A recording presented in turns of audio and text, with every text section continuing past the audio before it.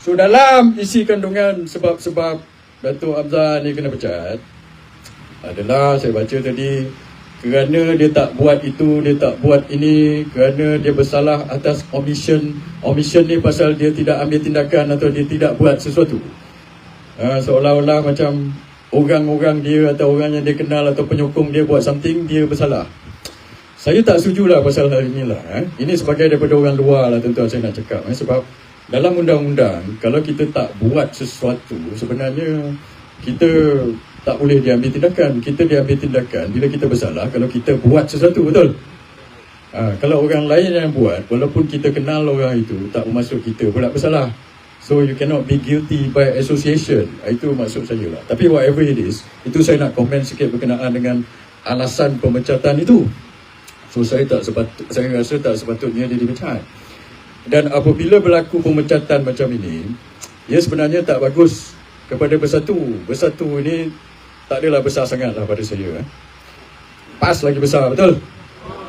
UMNO lagi besar daripada segi akaun umbi lah. Dan Bersatu tak besar. Kalau Bersatu berpecah macam ini, maka akan lagi jadi kecil lah parti-parti Melayu. Susah untuk kita bersatu menyatu padukan orang Melayu lepas itu.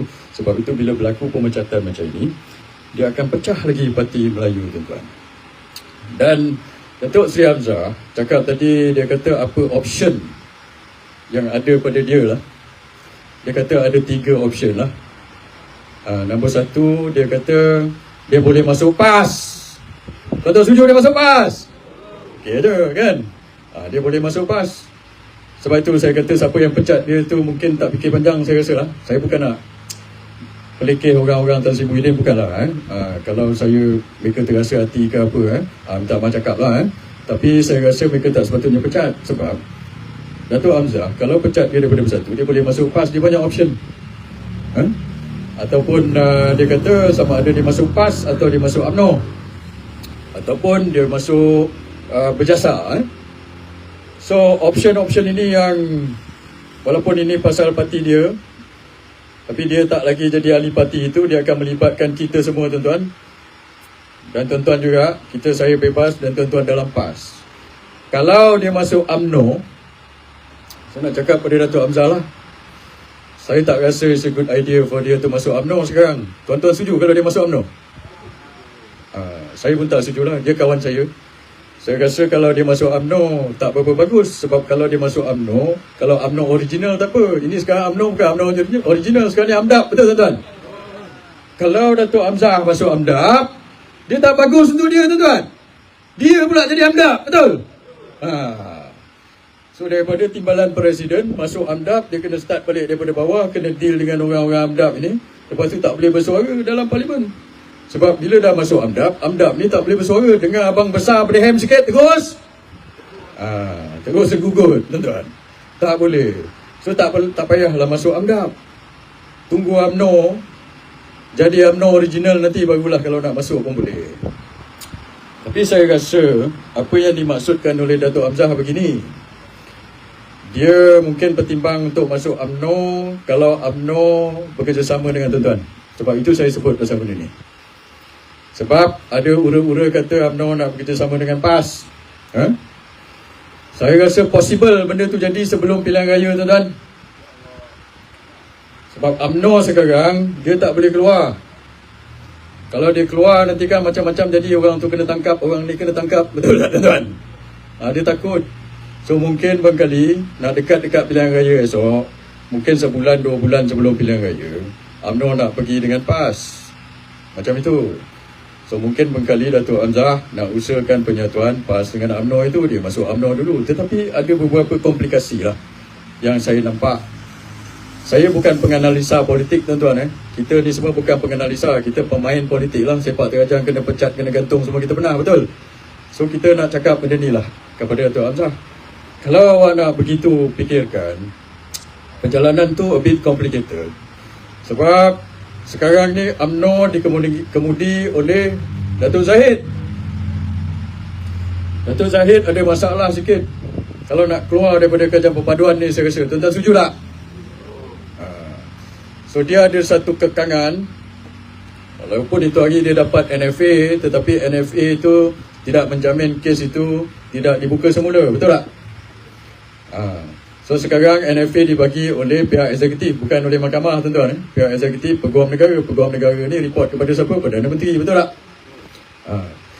So walaupun peguam negara kata NFA itu tidak boleh didakwa semula, tapi dia salah tuan-tuan.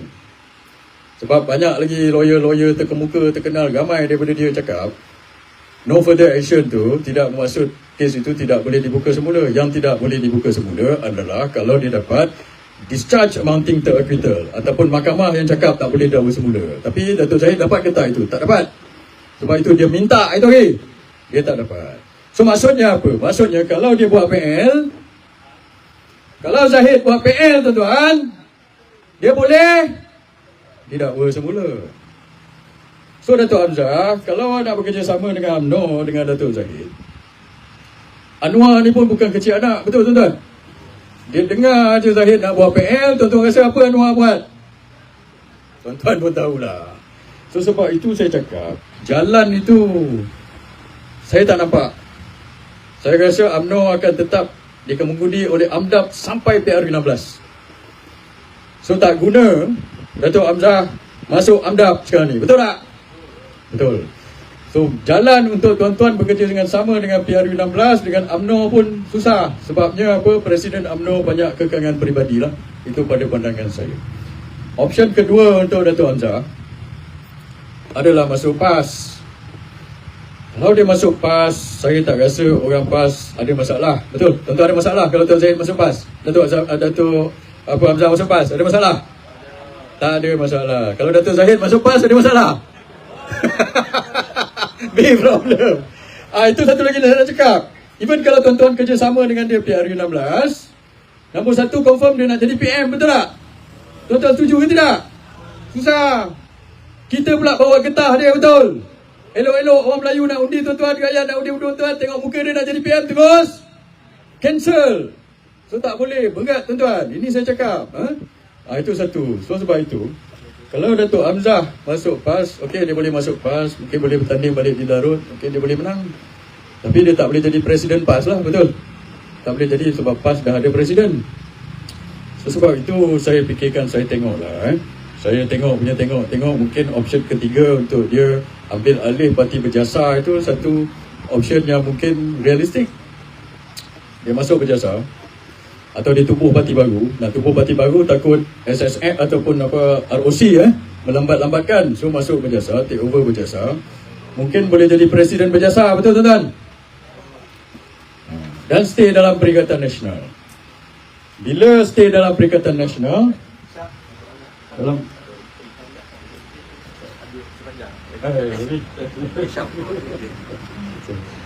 so bila dia jadi presiden berjasa dalam Perikatan Nasional, so dia boleh masuk dalam Majlis Presiden Perikatan Nasional ke tidak tuan-tuan?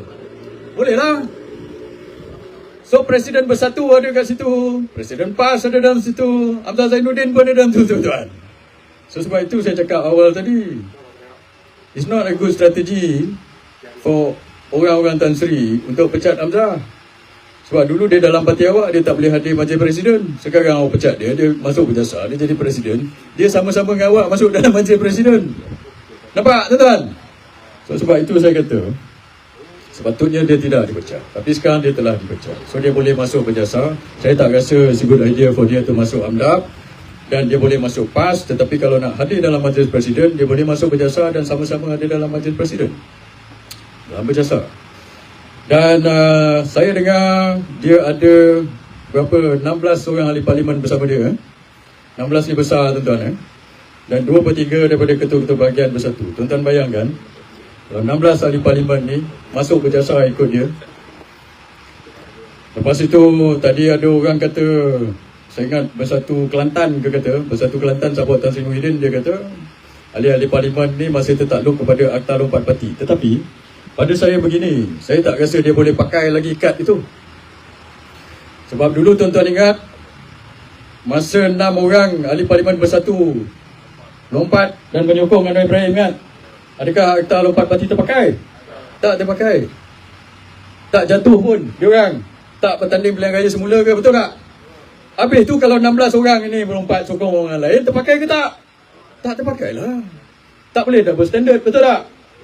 So bayangkan kalau begitu 16 orang ini tiba-tiba, terutama yang dipecat lah, yang dipecat tu lagi lah tak tertakluk pada atau lompat parti, dia boleh masuk parti baru, masuklah Berjasa, tiba-tiba Berjasa jadi besar, Bersatu jadi kecil. So sebab itu saya kata, siapa yang nasihatkan Tan Sri Muhyiddin suruh pecat diorang ini, saya ingat tak fikir panjang lah.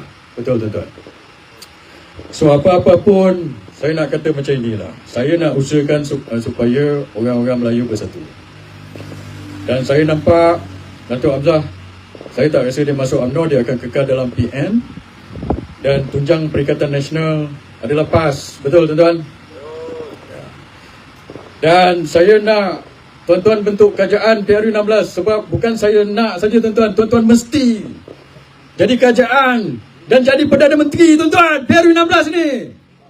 Mesti. Sebab apa tuan-tuan? Sebab kalau orang lain jadi Perdana Menteri PRU16 bukan daripada PAS, hancur negara ni lagi tuan-tuan.